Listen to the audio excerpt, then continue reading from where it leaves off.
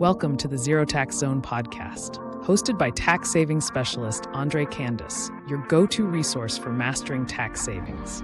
Each week, we bring you cutting-edge insights and advanced strategies designed to help maximize your deductions and save on taxes like never before.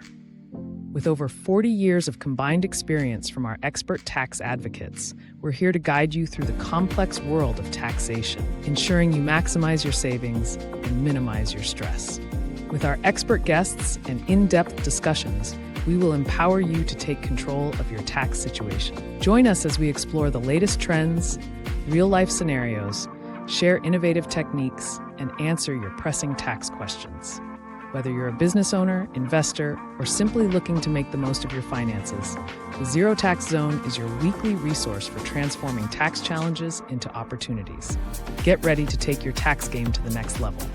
Keep more of your hard-earned money and untax yourself with ZeroTax Zone. So welcome to today's podcast, guys. Today I'm going to be touching on a subject that's probably going to be a common thread in several episodes. And what that is the issue of retirement. How do you maximize your retirement dollars that you've saved in your deferred accounts? Most people probably, that would be better that more people than they are, but a lot of people are fortunate enough to have saved in their 401ks or IRAs. But the issue obviously is that you have a silent partner with those accounts, which is the government. So the government takes a share of every distribution, and not only that, when you have money when you have been fortunate enough and good enough to save in your retirement accounts, what happens is when you take money out of those accounts, not only are you taxed on that distribution as regular income, but you're also being taxed on your Social Security, which otherwise you would not be taxed on. And in addition, you may experience quite an increase in cost of Medicare because you're considered a wealthy person. So a lot of people actually think about the option of converting their deferred dollars into a Roth account. A Roth account is an account that the government allows us to also use, which basically it's a type of an account that once you have money there, there's no tax on growth and no tax on distribution. So that would be an ideal account to have in order to not worry about taxes going forward. But there's a caveat. And the caveat is that there's a huge tax. If you want to convert, let's say, $1 million of your 401k money into a Roth, you'd be hit with taxes on $1 million of income. So you may be losing half of that money that you had to convert into a Roth. So in kind of when you do the general comparison, it kind of defeats the purpose of doing it, because there's so much less money available to then fund the retirement that it's really a wash situation. And with traditional ways of that conversion where you have to pay the full tax, it really doesn't make a lot of sense. Or it makes sense when you're doing small changes, small conversions, but not really. It usually doesn't make sense when you do a really large conversion. If you've got $2 million in a 401k and you want to convert the whole thing into a Roth, and even if you do it gradually with that kind of money, you're going to be hit with too much taxes. Now, the second problem is the traditional way of distribution of retirement money is you are hit with what is called RMDs, required minimum distributions. So that especially applies, and especially a problem with people that do have larger savings in their retirement accounts, and those savings they're sitting there, and the government says, well, at a certain age, right now I believe it's about 71 years of age, you are supposed to take a certain percentage, which keeps increasing year after year, of the amount of money that you have in your retirement account, which means that whether you like it or not, you're going to be taxed on that amount. So most people that have large amounts in their retirement accounts, they're forced to take too much money. They don't need that much money, but because of these RMD issues, they're forced to take that much money and forced to pay tax on it. And the penalty of not doing so, I believe it's a pretty large penalty of not doing so. It's actually better to take the money out even if you don't need it. But it kind of, it's just it's a bummer, right? So anyway, so the idea is, well, how is it possible? Is there any other way to do this, to legally and ethically, first of all, reduce the taxes on that conversion, and then reduce the taxes on a conversion into a kind of a Roth IRA structure, so that first of all, you keep more after that conversion, and after that conversion is done, the money that is sitting in a new type of an account is never going to be taxed again, either on growth or distribution. Plus, obviously, because you've taken out all the money out of your 401k, there's going to be no RMDs. There's not going to be no provisional income. That is because the only income that's going to show as taxable is going to be your Social Security income, and there's going to be no increase of Medicare. So it's a grand idea, and fortunately, there are ways to do that legally and ethically. It is just something that is usually kept kind of a best kept secret of really sophisticated tax law firms, and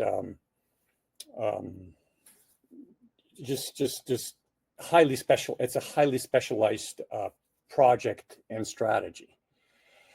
But as my objective is to democratize these sometimes very sophisticated and behind the door strategies to a regular successful business owner or professional, I intend to talk about these strategies, and specifically this particular strategy today. Now, I cannot go into too much details, as this is pretty much for educational purposes only, but if this sparks your attention, then obviously we can talk more in a more professional setting.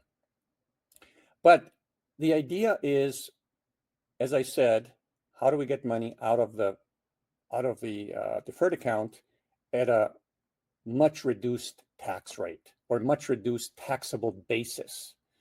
And so the solution that I'd like to talk about is what we call a ZeroTax Roth. And this ZeroTax Roth is achieving just that. We need a 5-year term. We need 5 years to do this conversion in a tax efficient manner. But if we do have that amount of time, which doesn't mean that you have to do that at a certain age. You can do this when you're 50, you can do that when you're 40, you can do that when you're 65, you can do it when you're 70. It just means that money is going to be funneling through this funnel, and is going to be gradually converting into a Roth type structure. Now, what is interesting is, by utilizing really sophisticated financial vehicles, financial tools, we can achieve a conversion and achieve a tax relief on that conversion at about 40 to 50%. So instead of being taxed on, let's say, if you've got $2 million in your 401k, if you do that conversion, instead of being taxed on $2 million conversion, you're only taxed on $1 million, even though you're actually doing a $2 million conversion. It sounds, must sound really magical and too good to be true, but there's a really sound financial strategy behind it. And so, and it's it's IRS approved, it's compliant. It's just something that has to be handled very, very, um, and basically by a professional. You can't really do it by yourself. And because of that, there's other really interesting benefits. The other benefits that I could maybe address or really point out is the accounts that we use to funnel the money um, through are actually protected from not losing. So the assets are the principal is guaranteed to never lose value. So it's a huge deal in terms of the peace of mind of how the what happens with the assets. The second thing is it is a because of its nature, it's not causing any effects on the taxability of Social Security income later. And again, because of its nature being in a similar group of a tax status as a Roth, all the growth and all the distribution is tax-free. So that's why we call it a zero-tax Roth. So what typically happens is just by careful tax planning and utilizing this strategy without taking any additional risks, just because there's so much more money available, because so much less has been lost to taxes, then what happens is the retirement income that is generated out of these accounts is now double or triple to what it would have been without the strategy, doing it the regular way. Because the regular way, you're hit with so many taxes on so many different sides that it's just impossible to do better. I mean, you can take bigger risks, which means really high volatility in the markets. Most people hate that feeling of not knowing of how their account's going to be moving up and down, and at some point, talking to clients, most clients are paranoid about running out of money, right? So that's a big deal. Not losing money in your retirement accounts as a guarantee is really important. And so it just provides a huge peace of mind, and it's all about careful tax planning, so we keep more that has been saved, because just deferring taxes in a retirement account and then actually paying higher taxes getting the money out does not achieve its purpose. So the solution has to be, we need to possibly convert our hard-earned retirement dollars into a Roth type structure at a possibly reduced taxable basis, and then have that account a status such as that will never, as it generates income, it's never going to be taxed again. So first reduce the taxes and then pay no taxes going forward. And as I said, in typical scenarios, we can achieve double or triple, even more, a higher multiple of relative income that would have been achieved with just doing the distribution the regular way. So we'll talk about this strategy in much more detail in later episodes, but I just wanted to give you a glimpse and let's say a light at the end of the tunnel for people that are kind of starting to think about this problem, and so that that there are solutions. There are good solutions that are well tested. They're well, there's decades of experience with these solutions, but they're just not commonly available to the regular person. Typically, you'll see that done by very expensive tax attorney for people that are very high net worth with accounts, tens of millions of dollars, but not so much for people that have $1 million, $2 million, $3 million in their accounts.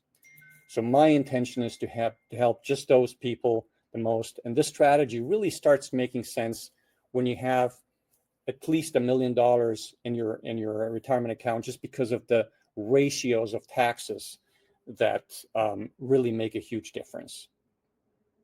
So anyway, this really, I just wanted to really give you a glimpse of this big issue and give you a little bit of a hope, at least on a very high level, that there are very good solutions for this. And we will be touching on this subject very much in the future in very much more detail, and I'll be providing different scenarios, different models to show you how how this can be played in different ways. If you have an immediate interest and you feel that you need immediate consultation, I do in a very limited way. I only have a limited amount of time for this purpose, but I can provide in a very limited way, no cost, no obligation consultation, and you can contact us or contact me at the number that's scrolling down the screen, or via email that's also provided. And we will be talking soon.